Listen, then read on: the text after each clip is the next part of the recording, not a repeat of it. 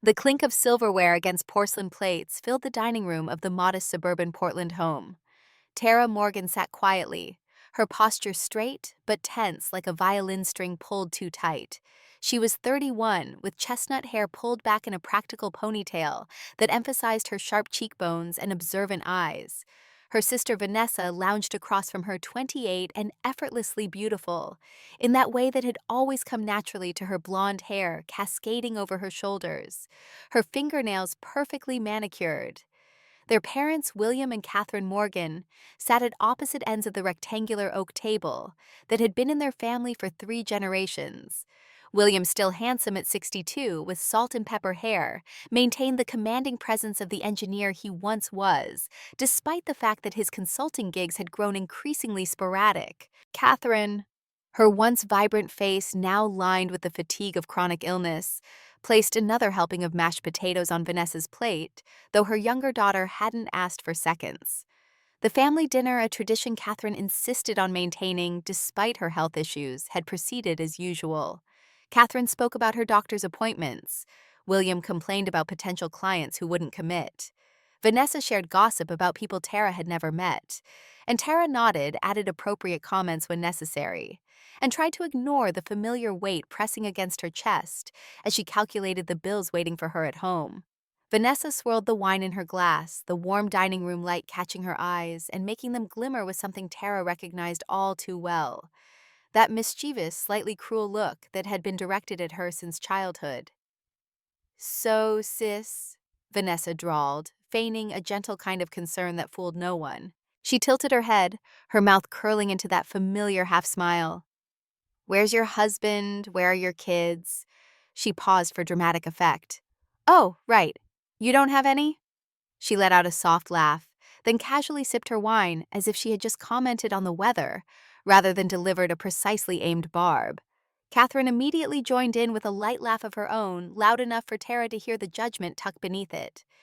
William gave a quiet snort, his eyes glinting with amusement as he continued cutting his roast beef. Tara sat frozen, her spoon hovering midair, her face carefully composed into a neutral mask she had perfected over the years. But something inside her fractured.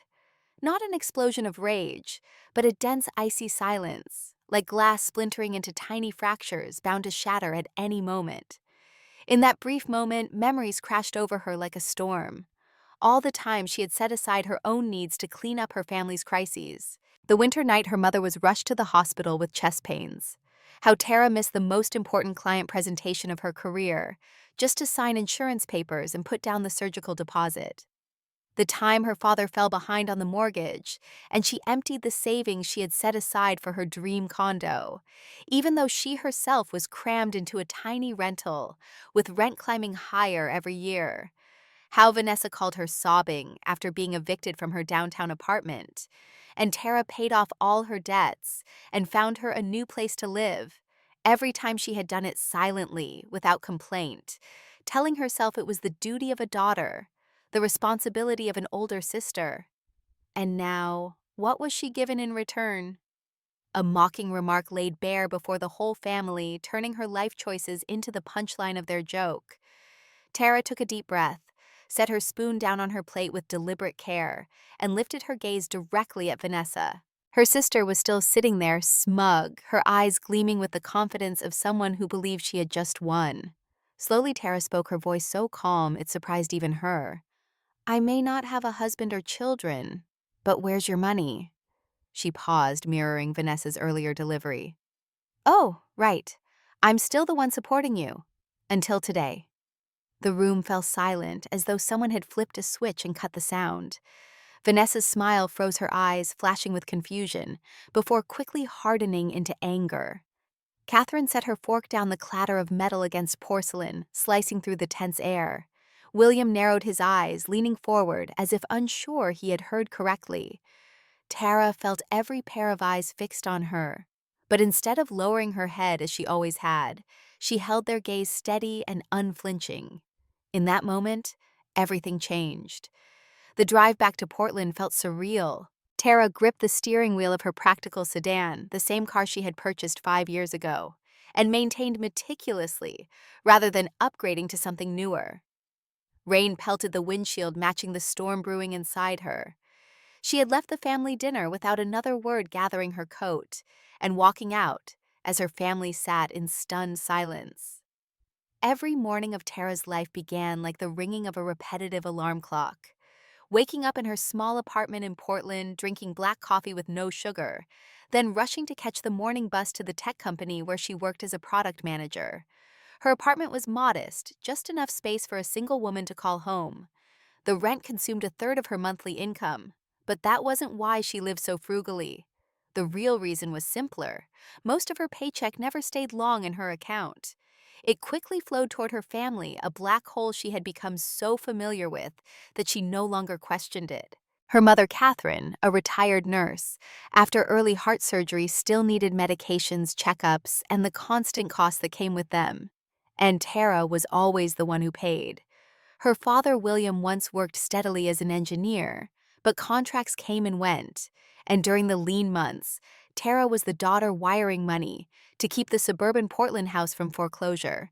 And then there was Vanessa, beautiful, adored by the family, and also the one Tara had rescued countless times when she dropped out of school, fell behind on rent, or recklessly maxed out her credit cards. Tara never thought of herself as carrying the weight, but looking back, every scramble and transfer formed a silent resume clearly stating her role in the family, the safety net, the backup plan, the reliable one who would always sacrifice her needs for theirs. The next morning, Tara sat at a downtown Portland cafe with her best friend Mia Lewis. At 32, Mia was also single, also in tech, but lived a completely different life. Her apartment had floor-to-ceiling windows overlooking the city. She took international vacations every year. She had a retirement account with actual money in it. "You look terrible," Mia said bluntly, pushing a second latte toward Tara. "What happened?" Tara sighed, rubbing her temples. "Family dinner." Mia made a face. "Ah, the monthly emotional bloodletting. What was it this time?" "Vanessa made a crack about me being single and childless. Everyone laughed. And you said—" Tara looked up, a faint smile touching her lips. "I asked where her money was since I'm still supporting her. Then I said, until today." Mia's eyes widened and she let out a delighted laugh. "You did not— Holy shit, Tara. What did they say, son? Nothing. I left." "About time," Mia said firmly, reaching across the table to squeeze Tara's hand. "Look, I've been saying this for years. You can't keep setting yourself on fire to keep them warm." "I know." "Do you?" Mia challenged gently. "Tara, listen to me. Summer is coming. I'm going to Italy for 2 weeks in July. Come with me. You haven't taken a vacation in, 3 years?" Tara felt the familiar tightness in her chest. "I can't afford, bullshit," Mia interrupted. "You make almost as much as I do. The only difference is that I spend my money on me and you spend yours on them. You always have a reason, Tara. What's really going on?" The question hung in the air between them, and Tara looked away, unable to meet her friend's concerned gaze. What was really going on? How could she explain that for 7 years she had been the invisible support beam keeping her family's house of cards from collapsing? That every time she thought about spending on herself, a voice in her head whispered that her mother might not get her medication, or her father might lose the house, or Vanessa might end up homeless. 7 years ago, Vanessa decided to quit her university in Eugene after only a year and a half. She called Tara one rainy afternoon, her voice trembling, saying she no longer had money for tuition or housing, that she had missed the payment deadline and the school was holding her records. Tara remembered sitting in her small Portland apartment, staring at her bank account balance as her chest tightened. That money was what she had saved for 2 years, hoping to buy her very first car. Instead, she wired nearly $15,000 to Vanessa's school to cover her debts, and even added a few hundred more for living expenses.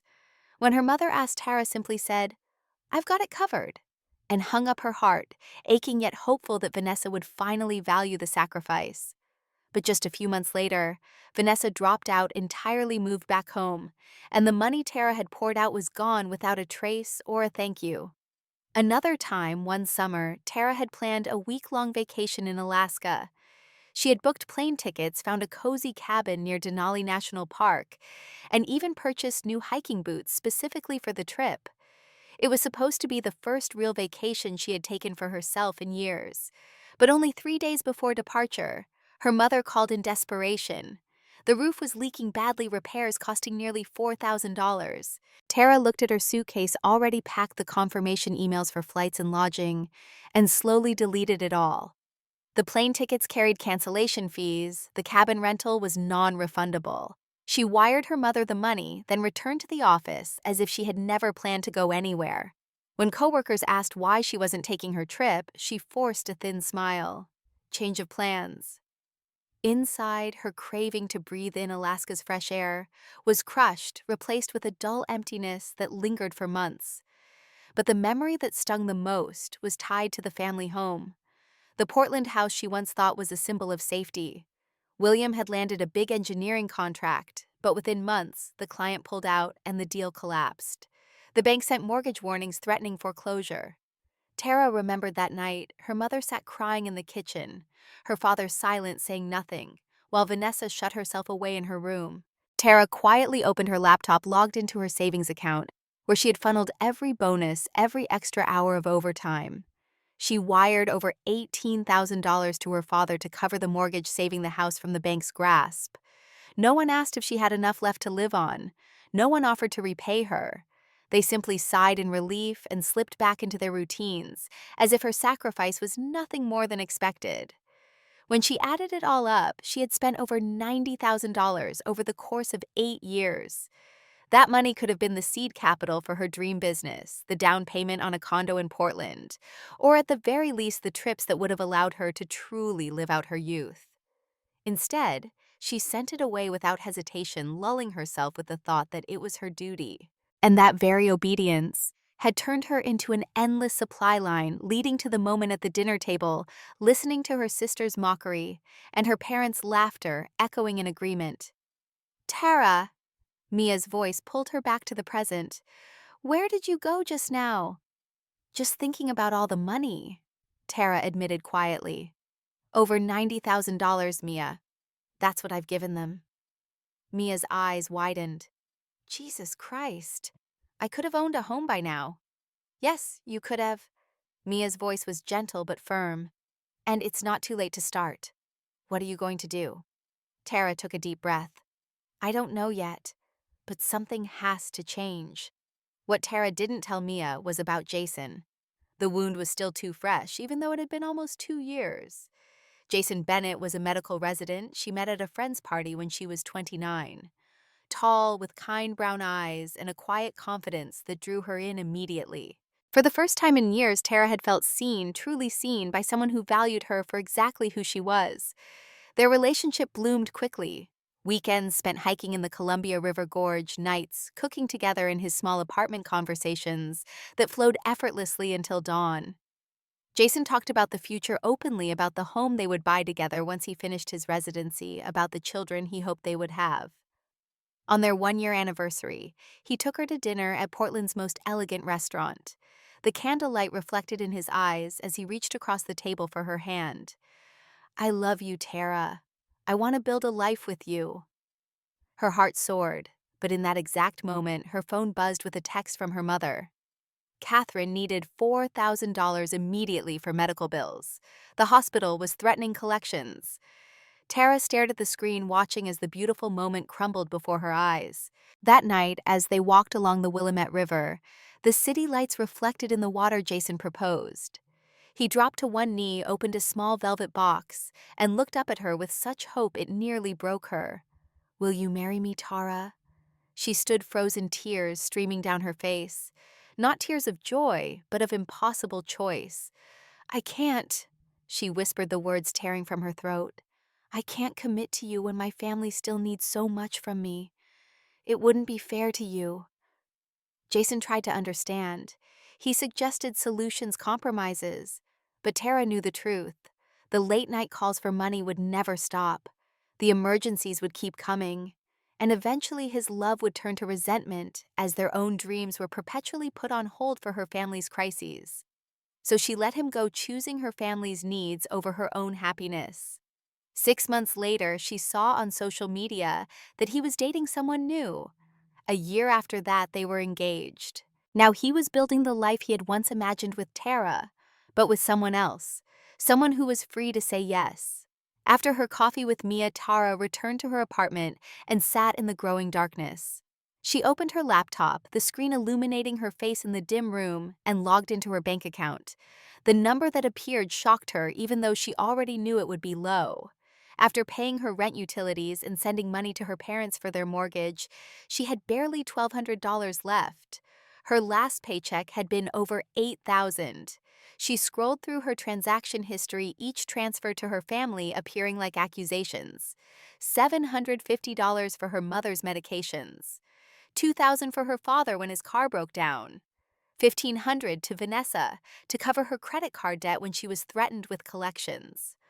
On and on it went, dozens of withdrawals strung together month after month, year after year. She clicked to view annual summaries. Each year she had sent at least $10,000 to $12,000 to her family.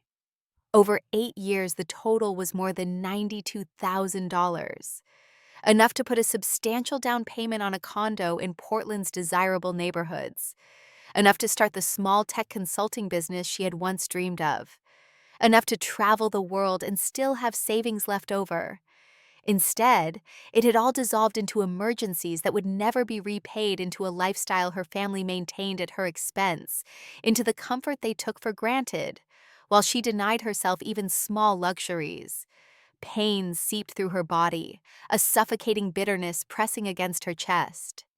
She had sacrificed not only money, but also her youth, her love, and her career advancement, all to serve as the plan B for a family that consumed those sacrifices as if they were owed, as if her purpose in life was to be their safety net. Anger surged, but with it came a cold clarity. She could not go on like this anymore. She was not a bank, not an eternal lifeline. She was a human being, and she deserved to live for herself. That night she opened the transfer app, the one she had used for years to send money to her parents, and slowly pressed the button that said, "Cancel recurring transfer." Such a small action, taking only seconds. Yet it felt as though she had shattered chains that had bound her for 8 long years. She sat in silence, watching the screen go dark, and exhaled a long breath. Her heart carried worry, even fear of what would come next, but alongside it flickered the faint light of freedom, just beginning to glow. 2 days later, the first message arrived. Her mother wrote, "Tara, the mortgage is due soon. Have you sent the money yet?" She read it but didn't reply. Hours later, her father called and left a voicemail. "Tara, what are you doing? This house needs you. Don't let us suffer." His voice was deep and sharp, echoing with the authority that had intimidated her since childhood. And for the first time in her life, she pressed delete without saving it. Vanessa texted too, her tone half scolding, half mocking. "What's wrong with you this time? Stop being dramatic. Mom and Dad are worried. Just send the money. You've got it, don't you?" Tara stared at the screen, her heart gone cold, then quietly turned off her phone. In the days that followed, the messages poured in like a storm. Her mother wrote, "Don't let this small matter tear the family apart." Her father wrote, "You're being selfish. This whole family has always relied on you. You have a responsibility." Vanessa shifted tactics, moving from scolding to pleading. "I really need you, Tara. If you don't help, I'll be evicted. How could you let that happen to your own sister?" Tara read them all, but she didn't reply. With every silence, she felt another layer of armor forming around her heart, her resolve growing stronger. On Friday night, she came home to her apartment, sat at her desk, and opened an empty notebook. On the first page, she wrote in bold letters, "No longer Plan B." Beneath it, she listed everything she needed to do for herself: save to buy her own home, spend time with real friends, take care of her health, enroll in the online MBA program she had postponed twice for family emergencies. Each line was like a brick laid down to build the foundation of a new life. When she closed the notebook, she heard her heartbeat slow and steady. Her parents might grow furious, Vanessa might hate her, and she might lose the false peace she had clung to for years. But she knew that if she didn't stop now, she would lose herself forever. And she was no longer willing to pay that price for such ingratitude. What Tara didn't understand was the complex web of emotions her family felt toward her. Their perspective was vastly different from her own, colored by years of entitlement, and the roles they had assigned to each family member. In Catherine's mind, Tara's financial support wasn't extraordinary. It was simply what a good daughter should do. She had raised Tara, nursed her through childhood illnesses, helped her with homework. In her view, Tara owed the family for those years of care. Her early heart condition had forced her to retire from nursing, creating a narrative in which she was the vulnerable one who needed protection. She didn't see how she had transferred that vulnerability into a weapon of guilt. William viewed Tara's success with a mixture of pride and resentment. On one hand, he was proud that his eldest daughter had secured a stable, well-paying job. On the other, her success highlighted his own failures, the engineering career that had slowly unraveled through a series of poor decisions and economic downturns. When Tara paid the mortgage, it wasn't just financial assistance. It was a reminder that he had failed in his role as provider. This created a toxic cycle. He needed her money, but resented her for having it. And Vanessa, only 3 years younger than Tara, but worlds apart in responsibility, had grown up watching her older sister sacrifice. But rather than inspiring gratitude, it created a strange expectation. In Vanessa's mind, Tara was the responsible one, the one who fixed problems while she was the free spirit, the creative one who shouldn't be constrained by mundane concerns like bills. She simultaneously envied Tara's independence and scorned her for not having the traditional markers of success that their parents valued: marriage and children. None of them recognized the weight they had placed on Tara's shoulders, or how it had slowly crushed her dreams. They saw only what they received, not what she lost in the giving. A week after she stopped sending money, Tara's phone rang constantly. Her mother sent sweet messages, her father left voicemails heavy as hammers, and Vanessa switched her tone back and forth, sometimes scolding, sometimes begging. Tara read them, listened to them, but never responded. Then, at the end of the week, her mother sent one short text: "Come home for dinner this Sunday, the family needs to talk." It wasn't an invitation. It was an order. Tara sat on her sofa staring at the words glowing on her screen, her chest tightening. Part of her wanted to refuse, to never return to the place that had drained her. But another part urged her to go, to face it once and for all, rather than let the cycle drag on any longer. She called Mia that evening. "They want me to come to dinner on Sunday," she said, pacing her small living room. "Mom says the family needs to talk." "Are you going?" Tara stopped by the window, looking out at the Portland skyline. "I think I have to finish this properly." "You don't owe them an explanation," Mia said firmly. "You don't owe them anything." "I know," Tara replied, "but I owe it to myself to end this clearly. No more hiding, no more silent resentment. I need to say what I need to say." Mia was quiet for a moment. "Okay, but call me right after. Promise." "I promise." That Sunday evening, Tara drove back to the family home, her heart pounding against her ribs. The moment she stepped through the weathered wooden door, she could feel the heaviness in the air. The table was set with roast chicken and mashed potatoes, but the once comforting aroma now felt sharp and suffocating. Her mother was arranging the silverware, her movements harsher than usual, as if even the plates had to carry her irritation. Her father sat at the head of the table, arms crossed, his face cold as stone. Vanessa leaned back in her chair with her arms folded, eyes glued to her phone, pretending indifference, though the curve of her lips carried a smug challenge. Tara pulled out a chair and sat down. No one spoke for several minutes, only the faint clinking of utensils breaking the silence.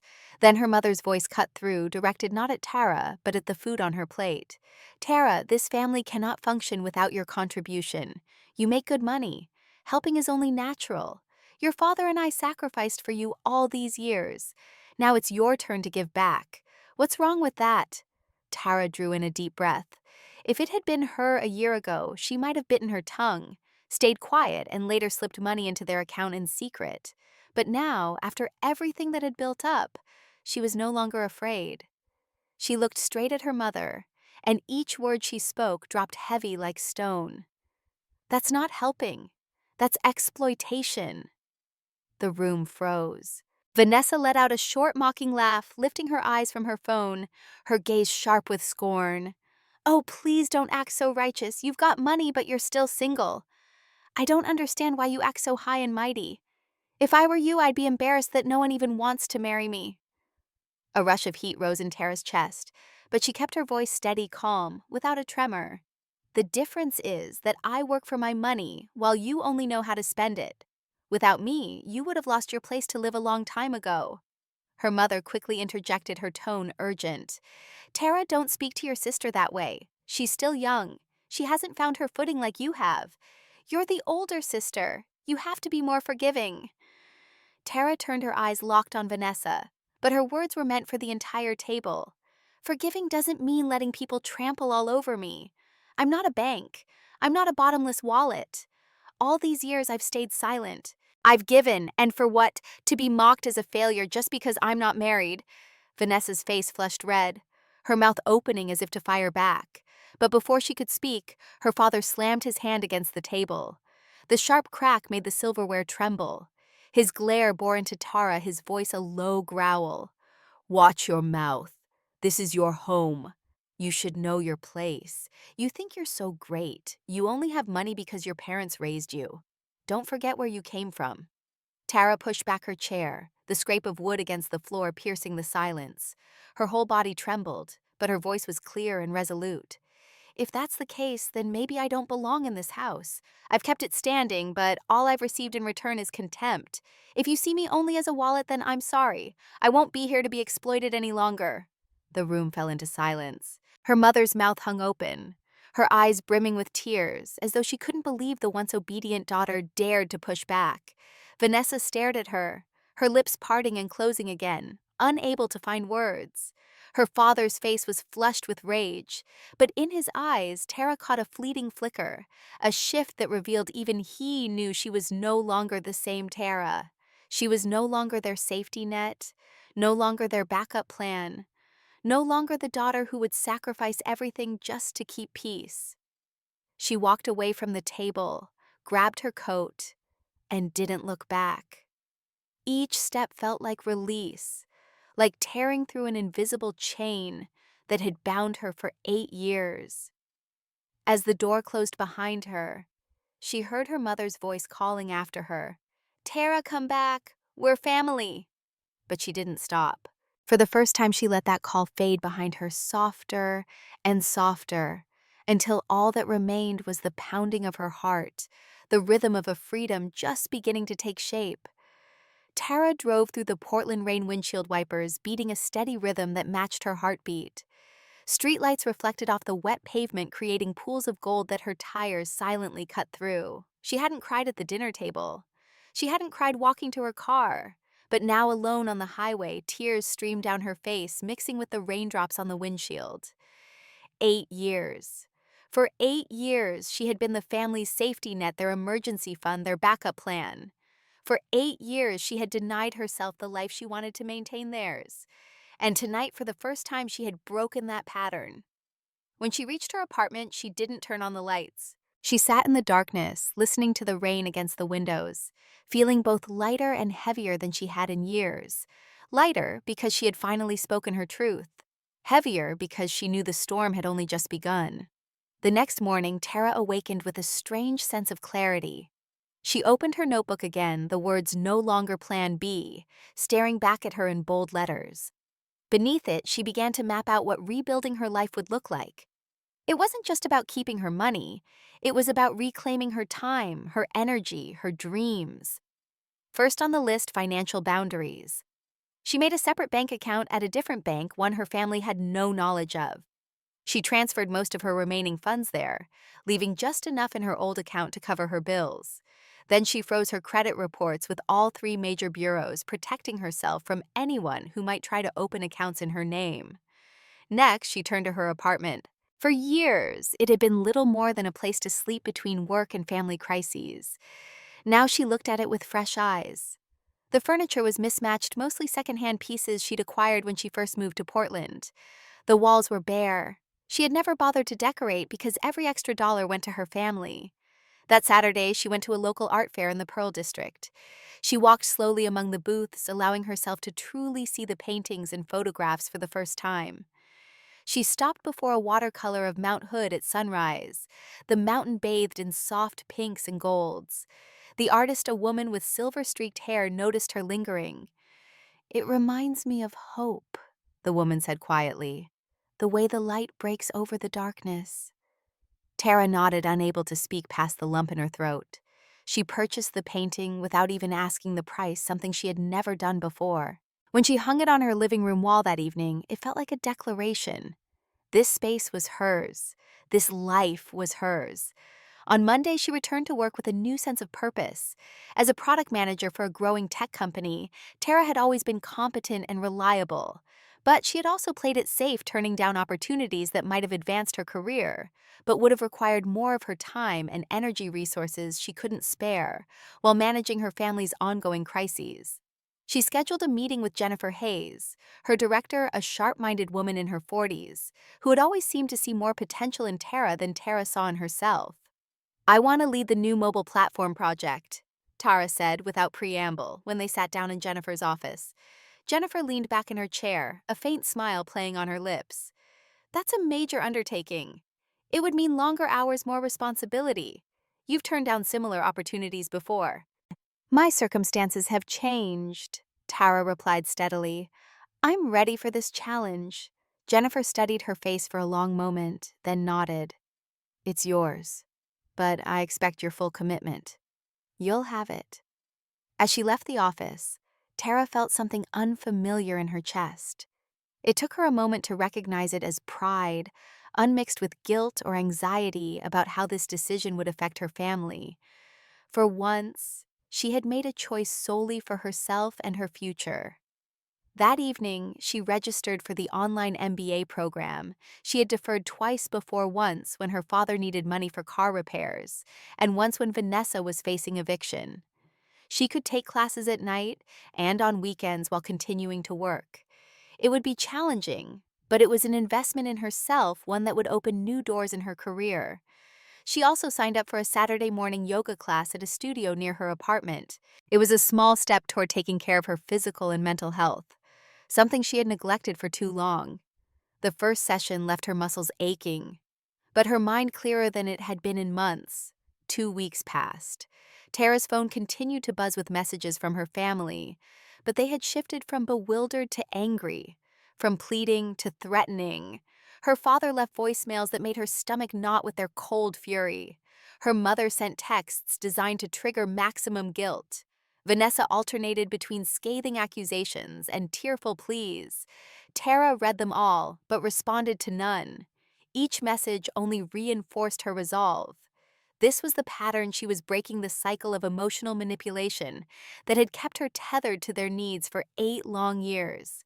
At work, she threw herself into the mobile platform project, staying late to sketch out wireframes and coordinate with the development team. Her colleagues noticed the change in her, the new energy and focus she brought to meetings.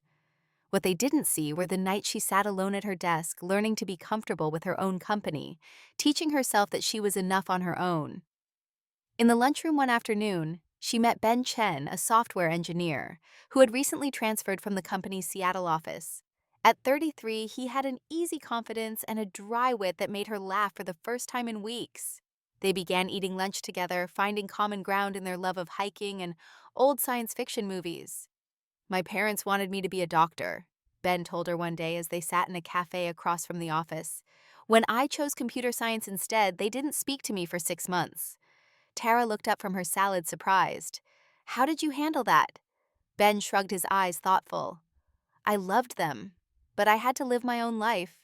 Eventually, they came around. They had to accept that I wasn't an extension of them, but my own person with my own path." He paused, studying her face. "Family can be complicated, especially when they have expectations that don't align with what you want for yourself." Tara felt a wave of recognition. "Yes," she said softly. "That's exactly it." "Want to talk about it?" Ben asked, no pressure in his voice, just a genuine offer of a listening ear. For the first time, Tara found herself telling someone other than Mia the full story of her family, the years of financial support, the guilt, the broken dreams, and finally her decision to break free. Ben listened without interrupting, his dark eyes steady on hers. When she finished, he nodded slowly. You know what I've learned? Loving someone doesn't mean letting them use you. Sometimes the most loving thing you can do is set boundaries. My family doesn't see it that way, Tara said with a bitter laugh. To them, boundaries are just selfishness. That's because boundaries threaten the system they've created, Ben replied. A system where your role is to give and their role is to take. Of course they're going to fight when you try to change that. His words resonated with something deep inside Tara, a truth she had always sensed but never fully articulated. How do you know all this? Ben's smile held a hint of old pain. Let's just say I've been on a similar journey with my own family. Asian parents have their own special brand of guilt and obligation. As they walked back to the office, Tara felt a connection with Ben that went beyond casual friendship. He understood what she was going through in a way few others could. For the first time since Jason, she found herself wondering what it might be like to let someone new into her life, someone who respected her boundaries and supported her growth. 3 weeks after the fateful family dinner, Tara's phone lit up with a text from her mother. Unlike the previous messages filled with guilt and recrimination, this one was brief and direct. Sunday dinner at 5, we need to talk as a family. Tara stared at the message, her heart racing. Part of her wanted to ignore it to continue her policy of silence, but another part, the stronger part, knew that true independence meant facing her family directly, not avoiding them. She called Mia that evening as she paced her apartment. They want me to come to another family dinner, she said, her voice tight. Mom says we need to talk. Are you going? Mia asked, concern evident in her voice. Tara stopped by the window looking out at the city lights. I think I have to. I need to make it clear in person that this isn't a temporary rebellion. This is my life now. Be careful, Mia warned. They've had years to perfect their manipulation tactics. I know, Tara said quietly, but I'm stronger now. After she hung up, she texted her mother a single word. Okay. Sunday arrived with gloomy skies and intermittent rain, matching Tara's mood as she drove to her parents' home. This time she felt different approaching the house. She wasn't the dutiful daughter arriving with checkbook in hand. She was a woman standing in her own power, ready to defend the boundaries she had established. When she walked through the door, the atmosphere hit her immediately. Heavy, charged with tension, like the air before a thunderstorm. Her mother moved around the kitchen with quick, jerky motions, slamming cabinet doors and rattling silverware. Her father sat in his armchair, newspaper open, but unread in his lap. Vanessa lounged on the couch, scrolling through her phone, her posture deliberately casual, though her knuckles were white around the device. Dinner was a silent affair at first. Tara ate mechanically, waiting for someone to speak to launch the confrontation she knew was coming. Finally, her mother set down her fork with a sharp clink against the plate. This family cannot function without your contribution, Tara, she said, her voice strained. You make good money. Helping your family is only natural. Your father and I sacrificed for you all these years. Now it's your turn to give back. What's wrong with that? Tara took a deep breath, steadying herself. There's a difference between helping and being exploited, she said calmly. I've given over $90,000 to this family in 8 years. That's not help. That's being used as an ATM. Her mother's face flushed. We raised you. We put food in your mouth, clothes on your back. And I'm grateful for that, Tara replied, keeping her voice level despite the emotions churning inside her. But parents are supposed to provide for their children. That's what being a parent means. It doesn't create a lifelong debt that I have to repay by sacrificing my own future. Vanessa snorted, looking up from her phone. Oh, please don't act so high and mighty. You've got money, but what else do you have? No husband, no kids. If I were you, I'd be embarrassed. Heat rushed to Tara's face, but she maintained her composure. The difference is that I work for my money, Vanessa, while you only know how to spend it. Without me, you would have been evicted years ago. Her mother interjected quickly. Tara, don't speak to your sister that way. She's still young. She hasn't found her way yet. You're the older sister. You should be more understanding. Being understanding doesn't mean being a doormat. Tara countered, her gaze sweeping the table. I'm not a bank. I'm not a bottomless wallet. I've stayed silent all these years while giving and giving. And what do I get in return? Mockery for being single, as if my value as a person is tied to having a husband. Before Vanessa could respond, their father slammed his hand on the table, making the dishes jump. His face was dark with anger, his voice a low growl that cut through the tension. Watch your mouth, young lady. This is your home. You should know your place. You think you're so great because you have a fancy job. You only have that job because we raised you, educated you. Don't forget where you came from. Tara pushed back her chair, the legs scraping harshly against the floor. She stood, her whole body tense, but her voice clear and resolute. If that's how you see it, then maybe I don't belong in this house anymore. I've kept this place standing with my money for years, but all I've received in return is contempt. If all I am to you is a wallet, then I'm done. I won't be exploited any longer. The room fell silent. Her mother's mouth hung open, tears welling in her eyes. Vanessa stared, her usual smirk replaced by something close to fear. Her father's face was flushed with rage, but in his eyes, Tara caught a flicker of something else, a recognition that the dynamic had irrevocably shifted. She walked away from the table, grabbed her coat, and headed for the door. As she reached for the handle, her mother called after her, voice breaking, "Tara, please, we're family." She paused, hand on the doorknob, and looked back one last time. Family doesn't treat each other the way you've treated me. Then she was outside the door, closing behind her, rain falling gently on her face as she walked to her car. Each step felt like breaking through an invisible chain that had held her for 8 long years. As she drove away, the house growing smaller in her rearview mirror, she felt both grief and relief washing through her, in equal measure. What Tara didn't know, what she couldn't see, was the scene unfolding inside the house after she left. Her mother collapsed into a chair, face in her hands, shoulders shaking with sobs. Vanessa stood frozen, the reality of their situation finally beginning to penetrate her carefully constructed indifference. And her father, the proud, stubborn man who had always expected the world to bend to his will, sat rigid, the truth of his daughter's words landing like body blows he couldn't deflect. "What are we going to do?"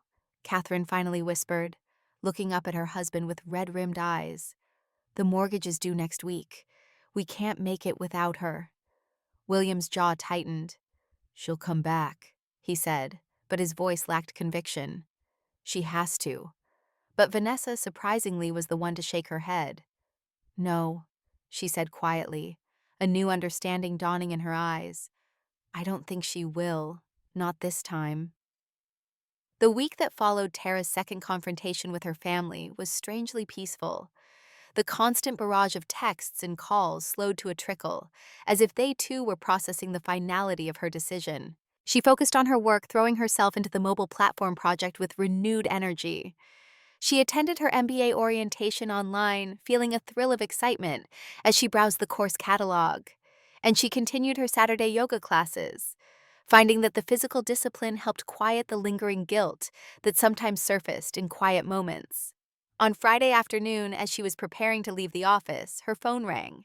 It was an unfamiliar number with a Portland area code. Thinking it might be related to her MBA program, she answered. "Is this Tara Morgan?" a woman's voice asked. "Yes, speaking." "Ms. Morgan, this is Melissa Patel from Pacific Northwest Credit Union. I'm calling regarding a home equity line of credit application that was submitted with your name on it." Tara froze, her blood turning cold. "I'm sorry, what did you say?" "A home equity line of credit for $65,000 on the property at 1842 Cedar Avenue. The application has your name as co-signer, along with William Morgan." The room seemed to tilt around her. Tara gripped the edge of her desk, trying to steady herself. "I never applied for any line of credit," she said, her voice sounding distant to her own ears. "I don't even own that property. It belongs to my parents." There was a pause on the other end of the line. "I see," the woman said, her tone shifting. "Ms. Morgan, are you saying you did not authorize this application or sign these documents?" "Absolutely not," Tara replied, her shock giving way to a cold fury. "This is the first I'm hearing of it." In that case, I would recommend you come into our branch as soon as possible. We need to file a fraud report. Someone has used your personal information to apply for this loan. After hanging up, Tara sat motionless at her desk, trying to process what she had just learned. Her family hadn't just been using her for money all these years. When she finally cut them off, they had crossed the line into identity theft, using her name and good credit to try to secure a loan she would have been legally obligated to pay. The betrayal cut deeper than anything that had come before. This wasn't just emotional manipulation. It was a crime that could have devastated her financial future, ruined her credit, and tied her to their debts for years to come. She drove home in a daze, rain pelting her windshield, mirroring the storm inside her. When she reached her apartment, she sat in her parked car for a long time, unable to move, unable to fully comprehend that her own family would go this far. Finally, she pulled out her phone and called Mia. "They tried to take out a loan in my name," she said without preamble when her friend answered. $65,000. What? Mia's voice rose in shock. "Tell me you're joking." "The credit union just called me. They wanted me to verify that I had applied for a home equity line of credit with my father." "Oh my God, Tara," Mia breathed. "That's identity theft. That's a serious crime." "I know," Tara whispered, tears finally breaking through. "My own family, Mia. My own parents. What are you going to do?" Tara wiped her eyes, a cold resolve settling over her. "First, I'm going to the credit union tomorrow to file a fraud report. Then I think I need a lawyer." That night, as Tara lay awake in her bed staring at the ceiling, her phone buzzed with a text. It was from her mother. "We need to talk. Your father did something foolish, but he meant well. Please call us." Meant well. The words echoed in Tara's mind with bitter irony. How could forging her signature on loan documents possibly be meant well? It was a desperate act by people who saw her not as a daughter, but as a resource to be exploited, even if it meant breaking the law and potentially ruining her financial future. The next morning, she went to the credit union and spent 2 hours with their fraud department filing reports and signing affidavits stating that she had not authorized the loan application. The customer service representative, a kind woman named Denise, guided her through the process with gentle efficiency. "Unfortunately, this happens more often than you might think," Denise told her. "Family members using each other's identities for financial gain. It's especially common when the perpetrator knows all the victim's personal information." Victim. The word landed with a dull thud in Tara's chest. She had never thought of herself that way, but that's exactly what she was, a victim of her family's entitlement and financial abuse. "What happens now?" she asked. "We'll investigate and likely deny the loan application," Denise explained. "But you should consider filing a police report as well to further protect yourself. And you might want to consult with an attorney who specializes in identity theft cases." As Tara left the credit union, she felt numb. Filing a police report would mean potentially seeing her parents arrested, charged with a crime. Could she really do that? But if she didn't, what would stop them from trying again, using her identity for other loans, other credit cards? She spent the weekend researching attorneys, finally finding one who specialized in identity theft cases, particularly those involving family members. Rebecca Chen had over 15 years of experience and a compassionate approach to these difficult situations, according to her website. On Monday morning, Tara called and made an appointment for that afternoon, taking a rare half-day off work. The law office was in a converted Victorian house in downtown Portland, its interior warm and inviting, despite the serious nature of the business conducted there. Rebecca Chen was in her mid-40s, with straight black hair cut in a sharp bob, and kind eyes behind stylish glasses.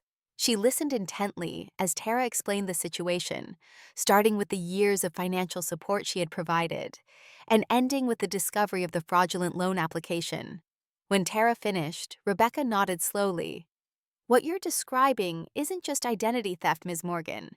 It's a pattern of financial exploitation that culminated in fraud when you finally set boundaries. Unfortunately, I see cases like this more often than I'd like." "What should I do?" Tara asked, feeling both relief at being understood and dread at what might come next. "That depends on what outcome you want," Rebecca replied. We can pursue this criminally, which would mean filing a police report and potentially seeing your parents face charges. Or we can handle it civilly, focusing on protecting your financial identity and ensuring you're not held liable for any fraudulent accounts. She paused. It's a deeply personal decision, and there's no right or wrong answer. Tara stared at her hands twisting in her lap. They're my parents, she said softly. Even after everything, I don't know if I can be responsible for them going to jail. I understand, Rebecca said gently. Many of my clients feel the same way. Family ties are strong even when they've been damaged by betrayal. She reached for a notepad. Let's start by focusing on protecting you. We'll file formal disputes with all 3 credit bureaus. We'll send cease and desist letters to your parents, making it clear that any further attempts to use your identity will result in criminal charges. And we'll work with the credit union to ensure this fraudulent application doesn't affect your credit score. As Rebecca outlined the steps they would take, Tara felt a weight lifting from her shoulders. For the first time since discovering the fraud, she could see a path forward that protected her without completely severing the possibility of eventual reconciliation with her family, if they ever truly understood the harm they had done. There's one more thing, Rebecca said as their meeting was wrapping up. I know this is painful, but I want you to document everything. Every call, every text, every interaction with your family regarding money. This creates a record that will be invaluable if things escalate further. Tara nodded, the reality of her situation settling around her like a heavy cloak. She had always thought of family as a source of unconditional love and support. Now she was hiring an attorney to protect herself from the very people who should have been protecting her. As she left Rebecca's office, her phone buzzed with a call from her father. For the first time in weeks, she answered. Tara. William's voice was strained, lacking its usual authoritative tone. The credit union called us. They said the loan application was flagged for fraud. What did you do? What did I do? Tara repeated, incredulous. You forged my signature on a loan application, Dad. You committed identity theft against your own daughter. What did you think would happen? We needed the money, he exploded. The house is about to go into foreclosure. We didn't have a choice. There's always a choice, Tara replied, her voice steady despite the anger surging through her. You could have sold the house and downsized. You could have found jobs, both of you. Vanessa could have supported herself instead of living at home at 28. You chose to commit fraud instead. It's not fraud when it's family, William insisted, though his voice lacked conviction. We would have paid it back. With what money, Dad?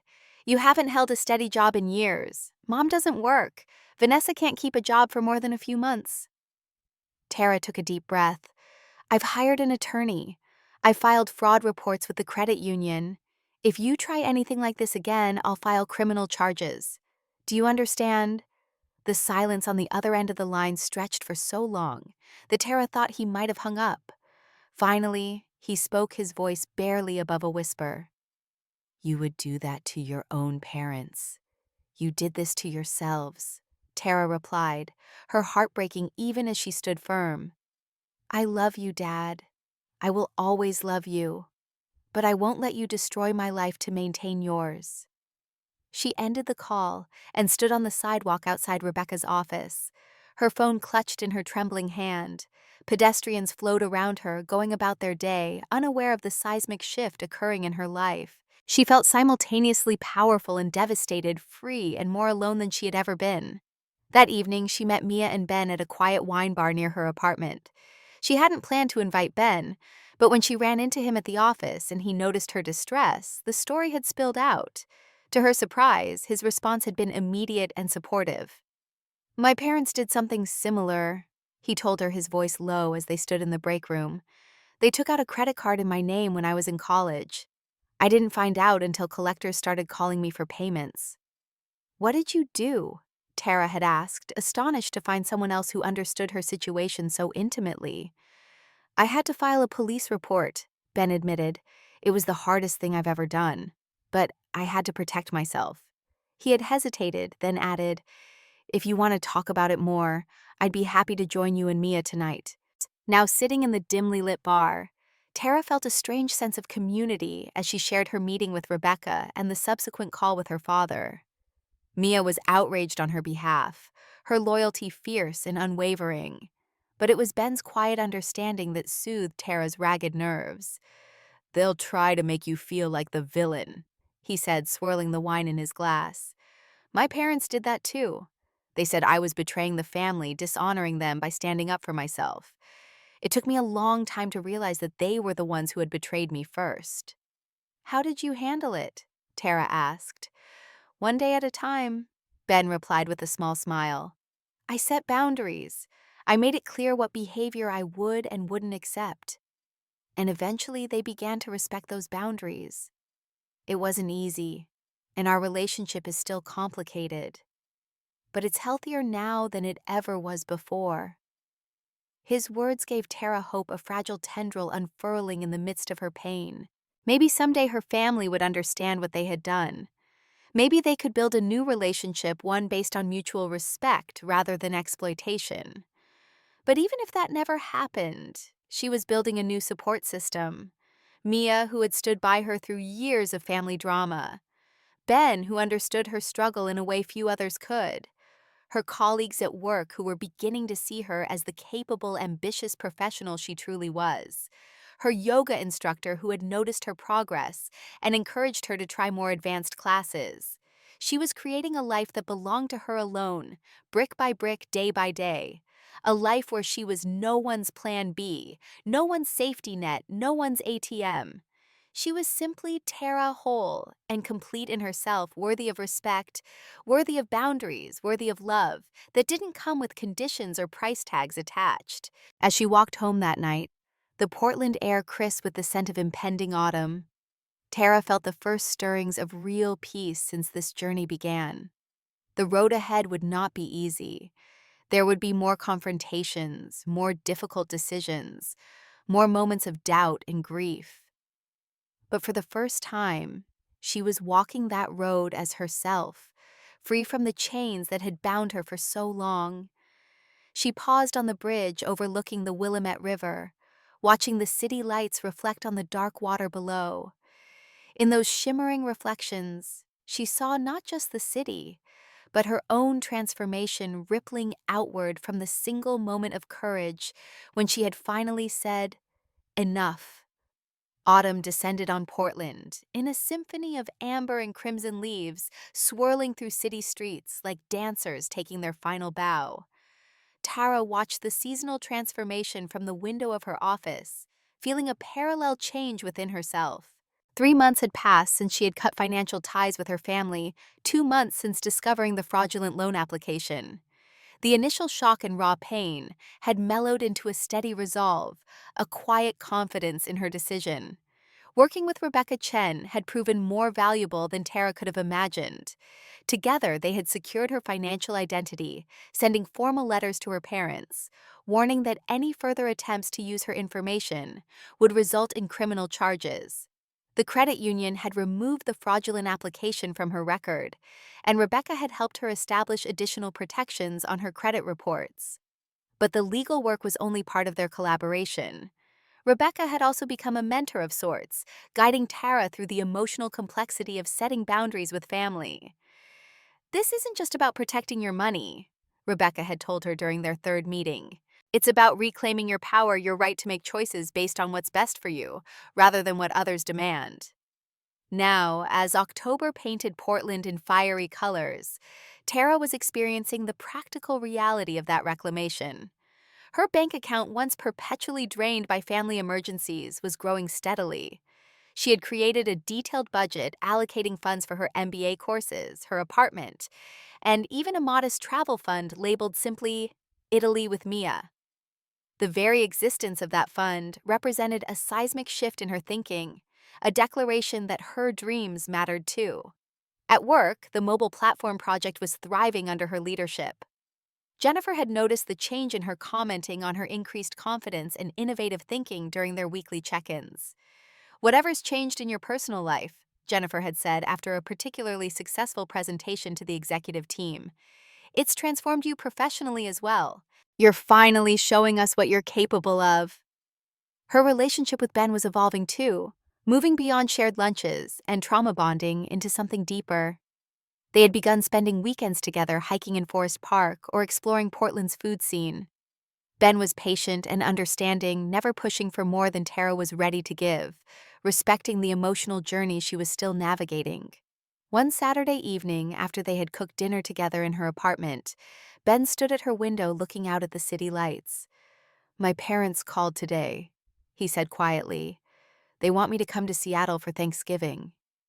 Tara joined him at the window, their reflections ghostly against the darkness beyond. "Are you going?" Ben turned to face her, his expression thoughtful. "I think so. Our relationship is better now, but it took years to get here.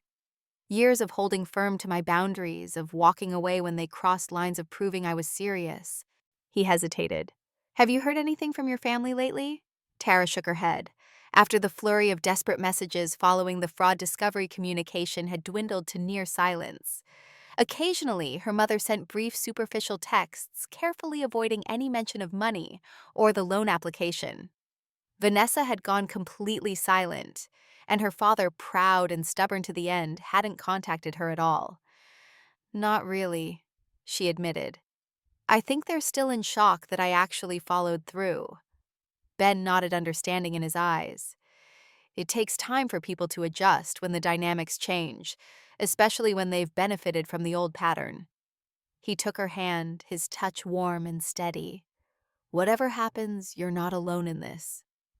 Tara squeezed his hand, grateful for his presence, for the quiet strength he offered without expectation or demand. It was so different from any relationship she had known before, a partnership built on mutual respect rather than obligation or sacrifice.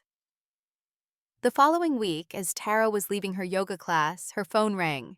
The screen displayed Vanessa's name, the first contact from her sister, in nearly 3 months. Tara hesitated, her thumb hovering over the screen before finally answering. "Hello?" "Tara." Vanessa's voice sounded strange, stripped of its usual bravado. "I need to talk to you. In person, please." Something in her sister's tone made Tara pause. There was none of the entitlement or manipulation she had grown to expect. Instead, Vanessa sounded almost broken, a vulnerability Tara had never heard from her before.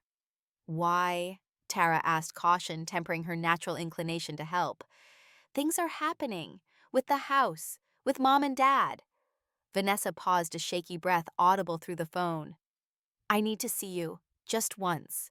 If you still want nothing to do with us afterward, I'll respect that." Tara closed her eyes, weighing the request. Part of her feared this was just another manipulation tactic, a new approach now that the old ones had failed. But another part, the part that still loved her family despite everything, couldn't simply turn away. "Okay," she finally said. "But not at the house. We can meet at Riverside Cafe tomorrow at noon." A public place, neutral ground where she could leave if things went sideways. "Thank you," Vanessa replied, the relief in her voice palpable. "I'll be there." The next day, Tara arrived at the cafe early, selecting a table near the window where she could watch for Vanessa's arrival. The Riverside location offered a calming view of the water, a counterpoint to the anxiety churning in her stomach. When Vanessa walked in, Tara almost didn't recognize her. Gone was the perfectly styled hair, the carefully applied makeup, the designer clothes that had been her sister's uniform for as long as Tara could remember. This Vanessa wore simple jeans and a plain sweater, her hair pulled back in a ponytail, her face bare of makeup and marked with the signs of recent stress. She spotted Tara and walked over, her usual confident stride replaced by something more hesitant. As she slid into the seat across from her sister, Tara noticed something else different. Vanessa was wearing a food service uniform under her open jacket, the logo of a local restaurant chain embroidered on the pocket. "You're working at Green Plate?" Tara asked, unable to hide her surprise. Vanessa nodded, a flush creeping up her neck. "Started 3 weeks ago, waitressing." She looked down at her hands, the manicure grown out and chipped.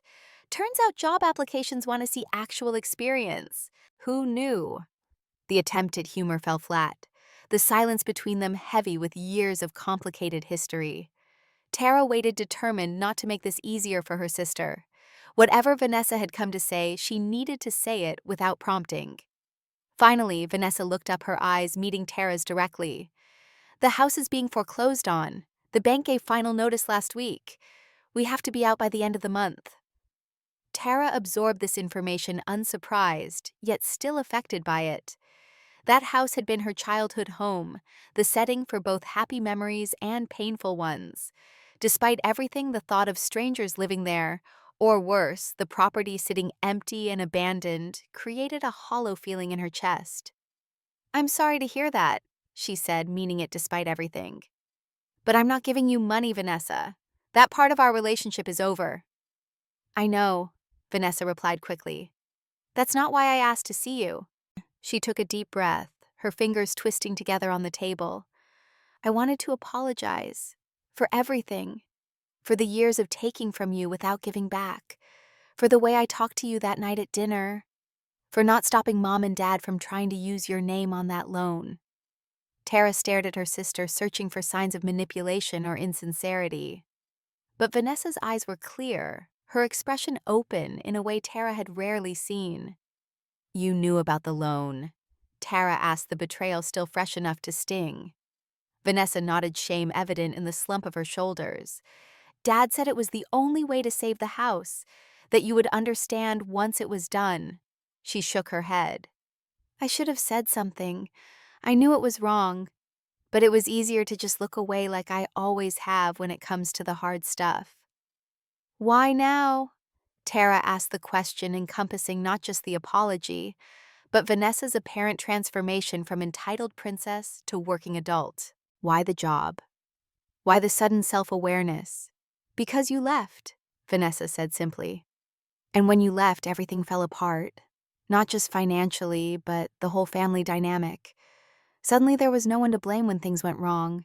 No one to fix the problems the rest of us created." She gave a bitter laugh.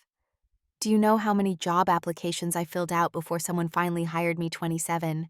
27 applications for minimum wage jobs because I have no skills, no experience, and an incomplete college degree."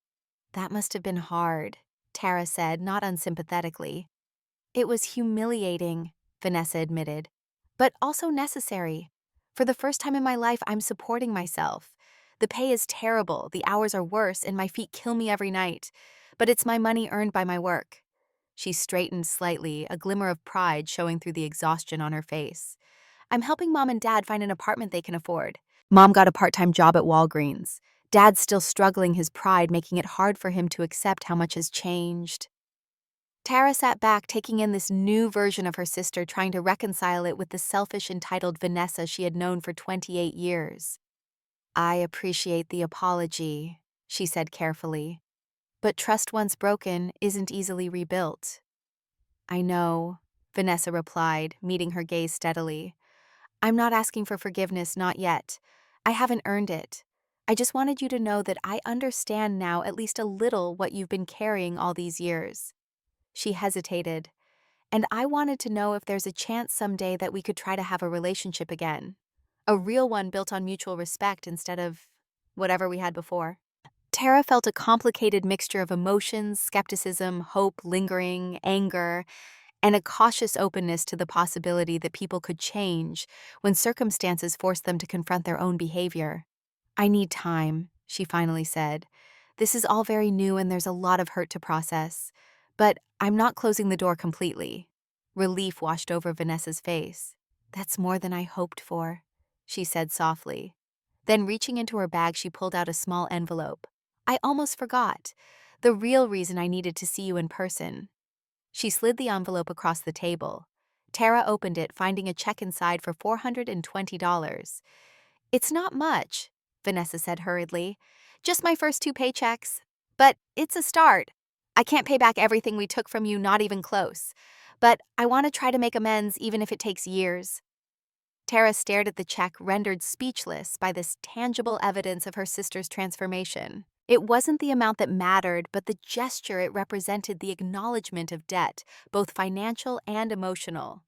"Keep it," she said, finally sliding the envelope back. "Use it for your new place. This isn't about the money anymore, Vanessa. It's about respect and boundaries." Vanessa nodded, understanding in her eyes. "I should get going. My shift starts in an hour." She stood, adjusting her work jacket. "Thank you for meeting me, for listening." As she turned to leave, Tara called after her. Vanessa? Her sister turned back expectant. I'm proud of you for getting the job, for taking responsibility. It couldn't have been easy. A smile flickered across Vanessa's face, small but genuine. Nothing worth doing ever is right. Then she was gone, walking out into the autumn afternoon with a straighter spine and higher head than when she had entered.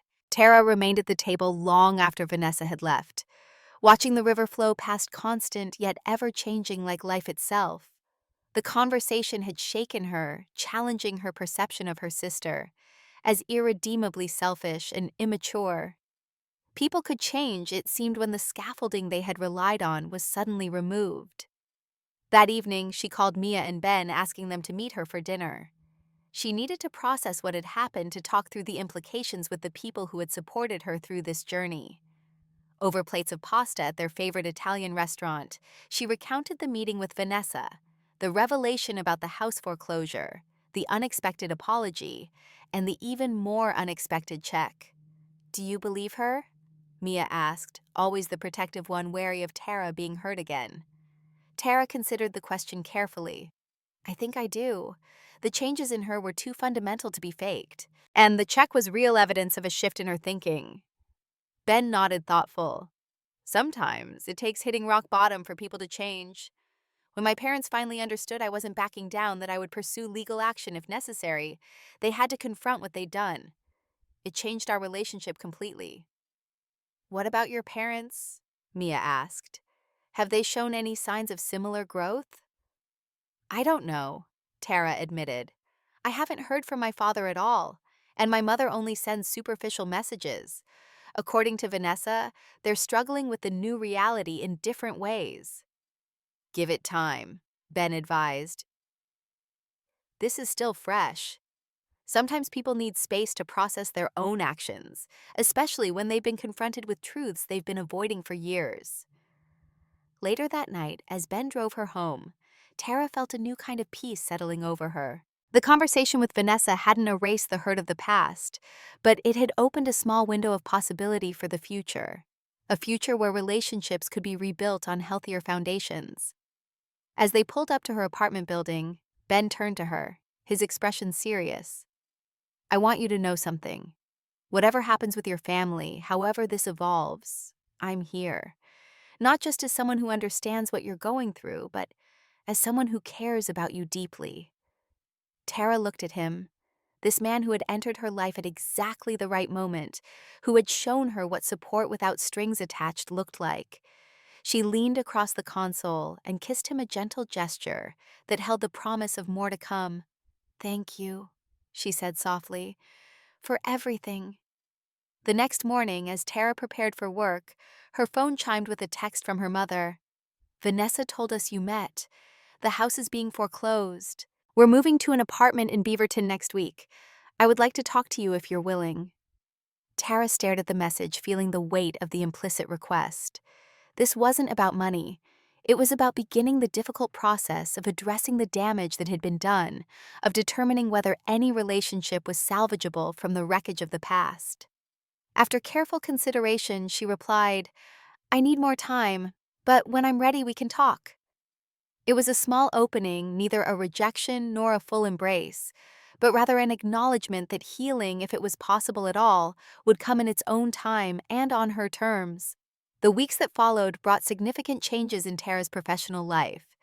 The mobile platform project was completed ahead of schedule, and under budget, earning praise from the executive team, and solidifying her reputation as a rising star within the company. Jennifer called her into her office one afternoon, closing the door for a private conversation. "I've been authorized to offer you a promotion," she said without preamble. "Senior product manager with a 20% salary increase and expanded responsibilities." Tara sat stunned, the opportunity she had always wanted finally within her grasp. In the past, she might have hesitated, knowing that any increase in her income would inevitably be claimed by her family's needs. But now, free from those constraints, she could embrace advancement without reservation. "I accept," she said, a smile spreading across her face. "Thank you for the opportunity." "You've earned it," Jennifer replied. "I always knew you had this potential. I'm glad to see you finally owning it." That evening, Tara celebrated with Ben and Mia, the three of them raising glasses of champagne at an upscale restaurant overlooking the city. To Tara, Mia toasted, who finally learned to put herself first. To new beginnings, Ben added, his eyes warm as they met Tara's over the rim of his glass. To boundaries, Tara finished clinking her glass against theirs. And the freedom they bring. Later that week, as November settled over Portland with misty mornings and early twilights, Tara received an unexpected letter in her mailbox. The envelope bore no return address, but she recognized her father's distinctive handwriting immediately. For a moment, she considered throwing it away unopened, protecting herself from whatever manipulations it might contain. But curiosity won out, and she carefully slit the envelope open. Inside was a single sheet of paper covered in her father's neat engineering precise script. Tara, words have never come easily to me, especially words of apology. But I owe you this much at least. I was wrong. Wrong to take your support for granted all these years. Wrong to expect you to sacrifice your future for our present. Wrong most of all to betray your trust by trying to use your name for a loan without your permission. I raised you to be strong, independent, and principled. When you demonstrated those very qualities by standing up to us, I reacted with anger, instead of the pride I should have felt. A father should want better for his children than he had for himself. Instead, I tried to drag you down to prop up my own failures. We are losing the house. Your mother and I are moving to a small apartment. At 62, I am starting over working as a night security guard at an office building. It is humbling, but perhaps necessary. I don't expect forgiveness. What I did was unforgivable. But I want you to know that I recognize my failures both as a provider and as a father. You deserved better.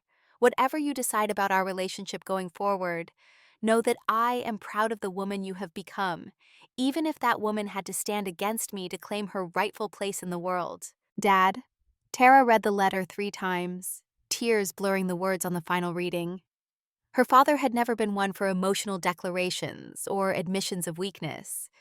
This letter represented a seismic shift in his understanding of himself and his relationship with his daughter.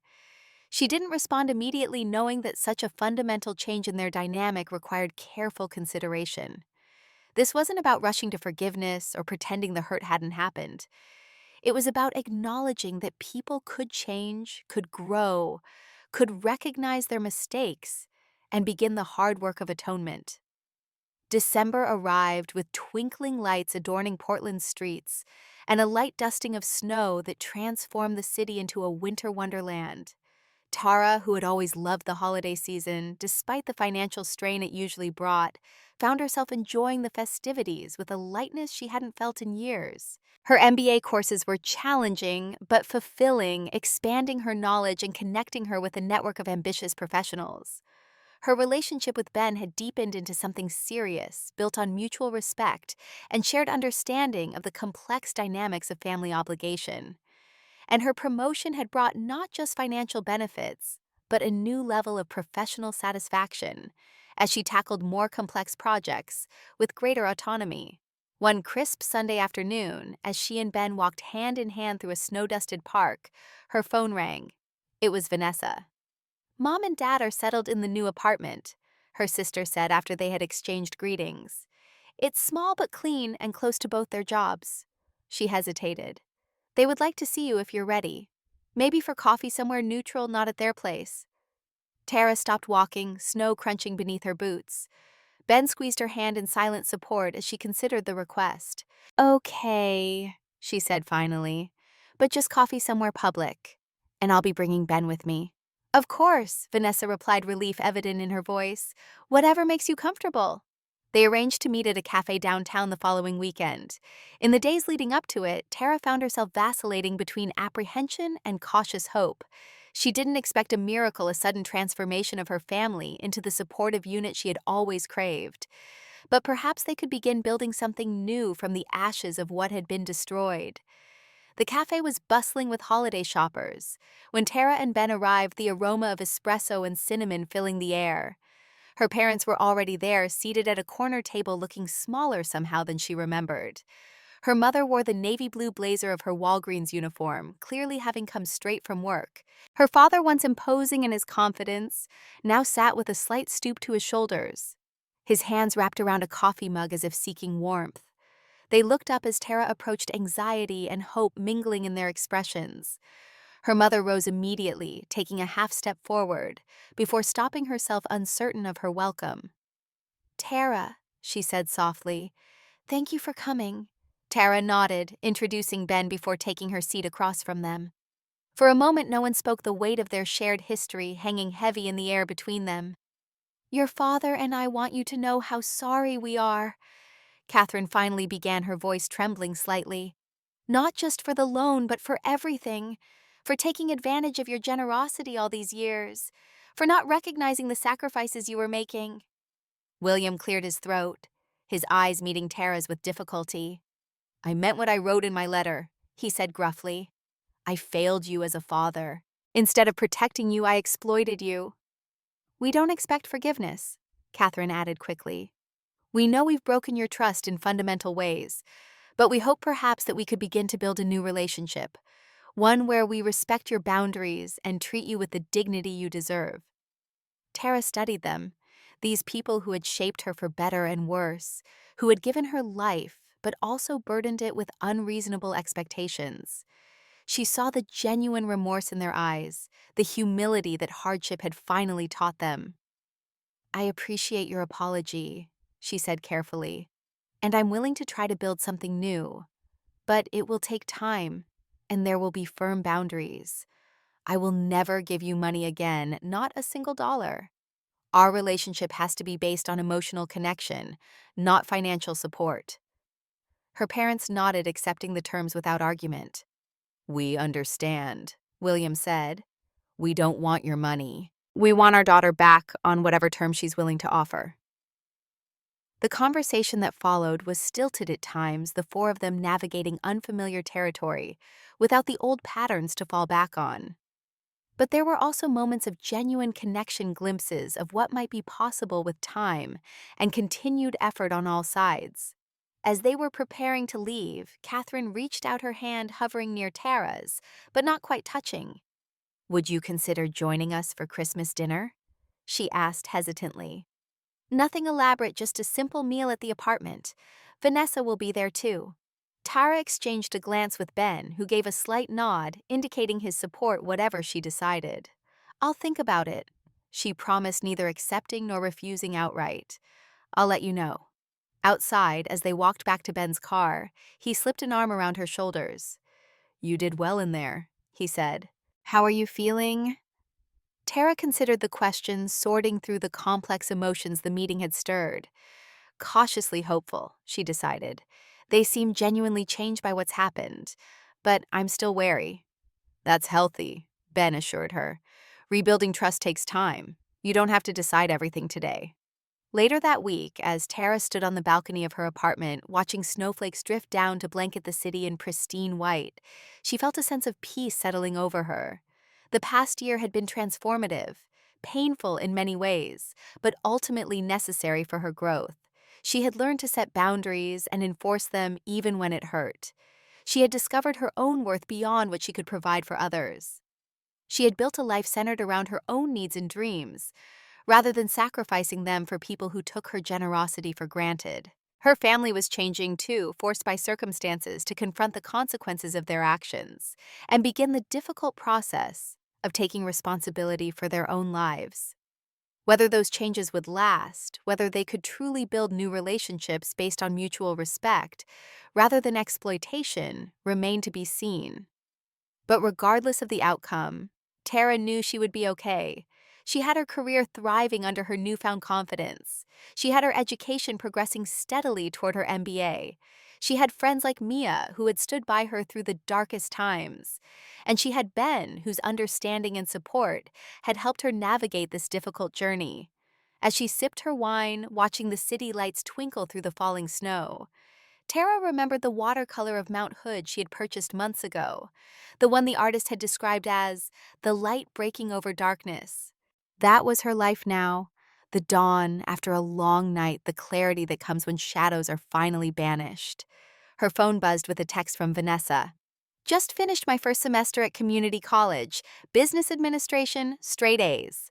Tara smiled, typing back, "I'm proud of you." Then she added after a moment's consideration, "I'll come for Christmas dinner." It wasn't forgiveness, not completely. That would take more time, more evidence of lasting change. But it was an opening, a willingness to see if something new could grow from the scorched earth of the past.